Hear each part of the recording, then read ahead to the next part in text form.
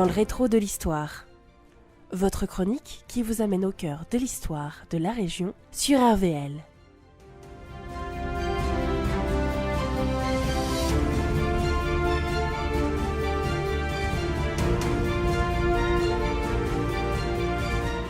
Personnages, lieux, anecdotes, plongez-vous dans l'histoire de l'agglomération d'hier et d'aujourd'hui. Dans cette série d'épisodes de votre chronique dans le rétro de l'histoire, j'ai rencontré Jacques Cauvin, enfant pendant la Seconde Guerre mondiale.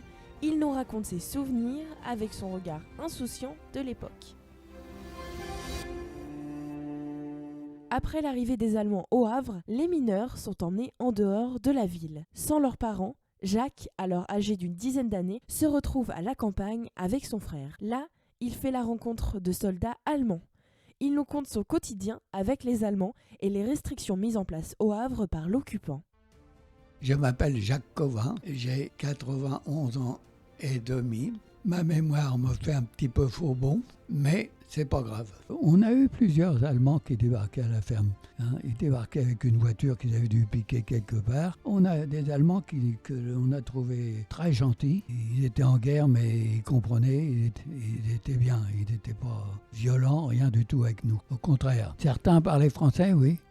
Un Alsacien qui avait été endoctriné dans l'armée allemande et qui était obligé de suivre, le pauvre, mais il n'était pas du tout allemand.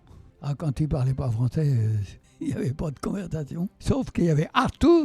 Il était dans la ferme, il occupait la ferme. Pour te dire, certains devaient être des officiers et ils avaient réquisitionné la salle de la ferme qui appartenait à Madame Vautier, qui avait des grands-enfants. Pendant ce temps-là, au Havre, il supportait des bombardements tous les jours, tous les soirs. Mon père était choriste au théâtre du Havre, au grand théâtre du Havre, il n'y en avait qu'un. Il avait un laissez-passer pour sortir à des heures où les Allemands interdisaient aux Français de sortir. Et comme il aimait chanter, donc il allait au théâtre, il faisait des spectacles. Il partait avec sa petite musette. Le matin, il revenait le soir. Il partait sans doute avec son casse-croûte le midi. Je ne me souviens plus. Le soir, quelquefois, il était arrêté par les Allemands. Son vélo, il n'avait plus de chambre à air. Donc, c'était des morceaux de tuyaux qu'il avait entouré donc la roue. Il avait fait un système métallique pour aller à la Transat. Mais la Transat, comme je te disais, ça faisait au moins 7 km en vélo le matin et le soir pour revenir. Se cacher de temps en temps, se protéger parce qu'il y avait bombardement entre deux. Il y avait un tas de choses qui pouvaient arriver. Et même quelquefois, les Allemands, ils arrivaient et ils piquaient les Français directement pour les enlever après en Allemagne. Il allait rouler en vélo sur les rails de chemin de fer et ramasser du charbon, des morceaux de charbon, parce qu'à cette époque, on n'avait pas de charbon, on n'avait pas de bois, on avait du papier pour allumer le feu. Une anecdote, c'est que pour faire la cuisine, on brûlait du papier pour faire chauffer la cuisine. Du papier de journal, du papier... Il n'y avait rien, il n'y avait plus rien, il avait tout piqué les roches.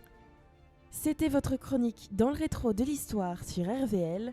Retrouvez toute l'histoire de l'agglomération en podcast sur notre site www.radio-rvl.fr.